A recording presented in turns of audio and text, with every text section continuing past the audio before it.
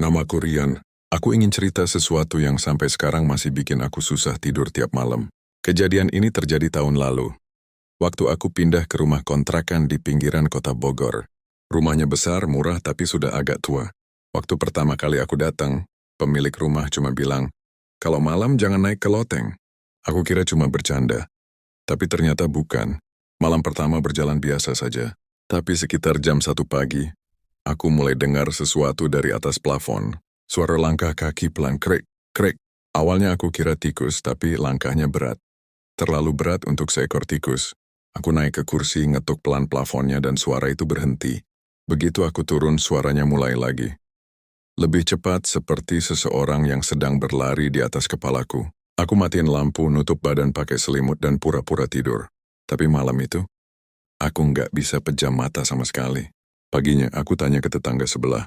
Mereka cuma bilang, "Loteng itu udah dikunci lama, Mas. Nggak ada yang pernah naik ke sana." Aku cuma ngangguk, tapi rasa penasaranku malah makin besar. Malam berikutnya, aku sengaja pasang HP di mode rekam. Aku taruh di meja dekat tempat tidur, biar tahu apa yang sebenarnya terjadi waktu aku tidur. Besok paginya, aku putar hasil rekaman itu. Awalnya cuma suara dengkuran dan kipas angin. Tapi di menit ke-47, ada suara perempuan. Pelan banget kayak bisikan dari dekat mikrofon. "Turun, jangan lihat ke atas." Aku langsung matiin rekamannya. Bulu kuduku berdiri. Karena waktu itu aku yakin, aku sendirian di rumah. Malam ketiga, aku udah nggak tahan. Aku pinjem tangga lipat dari tetangga dan aku nekat buka pintu loteng itu. Begitu kebuka, udara dingin dan bau busuk langsung keluar. Senter HP-ku nyorot debu, papan kayu, dan di pojokan ada bantal dan selimut lusuh. Tapi yang bikin aku hampir jatuh, di dindingnya ada cap tangan kecil berwarna hitam banyak banget. Aku mundur pelan. Tapi dari belakangku terdengar suara napas berat. Aku nengok cepat, dan di balik tumpukan barang aku lihat sosok perempuan. Rambutnya panjang kusut, wajahnya pucat, matanya hitam kosong. Dia menatap langsung ke arahku. Aku jatuh dari tangga, langsung lari keluar rumah tanpa sempat mikir apa-apa. Besoknya aku datang ke pemilik rumah, aku ceritain semuanya. Dia cuma diam lama lalu bilang, "Dulu ada pembantu yang tinggal di loteng itu. Dia meninggal di sana." Sejak itu kami nggak pernah buka lagi.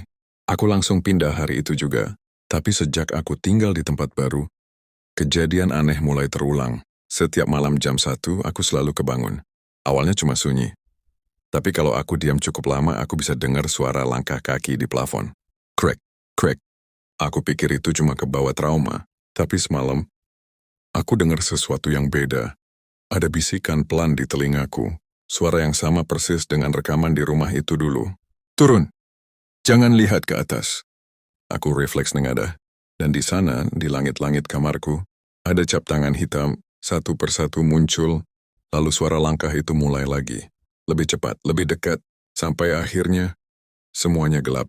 Dan sampai sekarang kalau kamu dengar langkah di atas plafonmu malam-malam, mungkin dia sedang jalan di atasmu juga. Setelah kejadian itu, aku pindah ke rumah kontrakan baru. Aku pikir semuanya akan berakhir. Aku sengaja cari rumah yang gak punya loteng. Cuma satu lantai, sederhana, aman. Beberapa minggu pertama terasa tenang. Sampai suatu malam, tepat jam 1 pagi aku kebangun. Bukan karena mimpi buruk, tapi karena suara langkah kaki. Bukan dari atap, tapi dari dalam dinding. Awalnya pelan. Krek, krek. Lalu suara itu berhenti. Dan diganti dengan suara lain. Seperti kuku yang menggores kayu. Pelan tapi jelas. Shriek, shriek. Aku bangun dari tempat tidur. Lampu kamarku padamkan. Aku pengen tahu apakah ini cuma halusinasi atau beneran nyata. Tapi pas aku berdiri di tengah kamar, aku dengar suara napas di belakangku. Pelan, dalam. Aku refleks nengok tapi nggak ada siapa-siapa. Cuma udara dingin dan bayangan temaram dari jendela. Aku coba menenangkan diri. Mungkin cuman imajinasi, pikirku. Besok paginya aku perhatiin dinding kamar.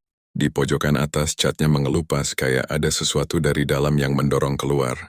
Pas aku sentuh, serpihan catnya jatuh dan di baliknya ada cap tangan kecil hitam, sama seperti yang di rumah lama dulu. Aku langsung mundur. Jantungku berdetak keras banget. Aku sadar apapun yang ada di loteng itu mungkin udah ikut aku ke sini. Malam berikutnya aku pasang kamera di kamar. Aku taruh di meja ngarah ke langit-langit. Aku nyalain mode perekaman lalu aku tidur. Paginya waktu aku lihat hasil rekamannya, aku bener-bener gak bisa napas.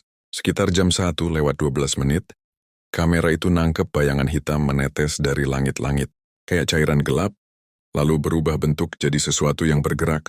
Dan sebelum kamera mati, aku lihat sekilas. Rambut panjang jatuh dari atas plafon diikuti suara bisikan yang sama. Turun, jangan lihat ke atas. Aku langsung hapus rekaman itu. Tapi malam-malam setelahnya suaranya makin sering muncul. Kadang dari kamar mandi, kadang dari bawah tempat tidur. Dan satu kali waktu aku lagi kerja di meja, HP-ku tiba-tiba nyala sendiri. Di layar muncul rekaman lama, yang dari rumah pertama dulu. Aku yakin udah kuhapus, tapi file itu muncul lagi dengan tanggal hari ini. Aku buka, dan di akhir video ada tambahan baru yang gak pernah aku lihat sebelumnya. Rekaman suaraku sendiri lagi ngomong pelan. Aku udah di sini. Padahal aku gak pernah ngucapin itu. Dan waktu aku dengerin lebih teliti, ada dua suara di rekaman itu. Suaraku dan satu lagi bisikan perempuan yang menjawab, "Iya, aku juga." Dan malam itu sebelum aku sempat keluar dari rumah, lampu tiba-tiba mati. Dari langit-langit sesuatu menetes lagi.